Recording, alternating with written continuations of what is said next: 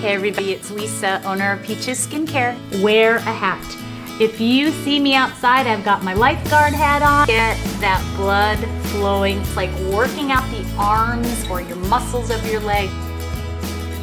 Hi everybody, welcome to day 8 of our anti-aging challenge, our beauty challenge, whatever this means to you.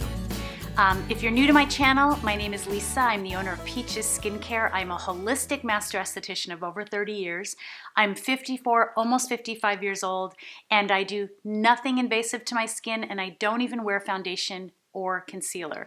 And I say that if you do, this is a place for you. But to tell you that I'm being honest and natural with you on camera and when you tune into my channel. So that leads into what we're going to talk about today, and that is really inner beauty or inner peace.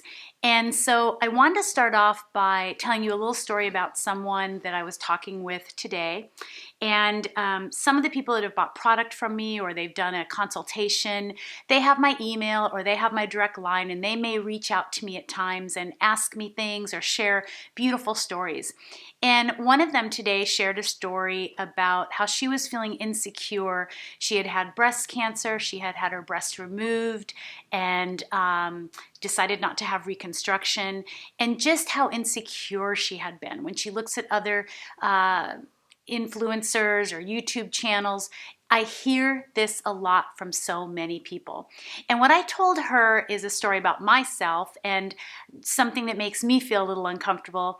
But what I want to remind everyone is that we are not beautiful because of our imperfections. We are beautiful because of our imperfections. Remember what I told you, the Japanese word wabi-sabi, to embrace the imperfections of life in things and in ourselves. And that's what I want all of you to do. So something I want to remind you of is when you are on YouTube or especially Instagram and you're seeing all these beautiful pictures of beautiful people in their beautiful lives, not all of that is real. And so much of it has been filtered, has been changed, and you need to not think that they are more than you are, or you are less than. In my early years as a master esthetician, I was really blessed to meet some really famous people. And I can tell you, they are normal, some of them. They look just like us. Some might have been blessed to have really beautiful hair or a really interesting look. Think about Cher, who had her teeth a certain way for so many years, and it was beautiful, but many may have called that an imperfection. Or I met models and actresses who had things that they were born with. I don't like to call them birth defects, but things that they were born with that Cindy Crawford had a mole that she was made fun of for years while she was in school. And now it has become something that she is known for and such a beautiful thing. So I want you to talk to yourself and tell yourself how amazing you are, how beautiful you are. And something that helped me recently was something that I read in this book, and I'm going to read it to you in a minute, and then I'm going to go on to what today's challenge is. So I was watching another YouTuber, and she had us all introduce each other or talk about who we were, and it was a beautiful thing. And I met the most amazing new friend that I call a sister, and I literally talk to now almost every day. Her name is Colette. Colette, if you're out there. And we both found that we had something very in common. We both had a son that was born with disabilities or challenges, and we really had common ground in that. She understood me more than most people do. And so I want all of you to, after this video, introduce yourselves to each other. Tell us who you are. I want to know who you are, Florida native. I want to know who you are, Lisa. I want to know who you are. I'm trying to think of the different names I've seen. But introduce yourselves and get to know each other. And I want to close this with something that's really been helping me in these, I want to call them trying times, but I really think that these are times that are turning us into something better than we were before. And this is just from a book, What I Know for Sure by Oprah Winfrey. Some of you may be reading your Bibles right now. You may be reading different principles that you love. But for me, this has given me peace, and I read it every night before bed, and I read it in the morning too. And I'll try to paraphrase it, but if you'll just watch until the end, I would be really grateful. So essentially, it happened many years ago. Maya Angelou's words turned my life around, Oprah says.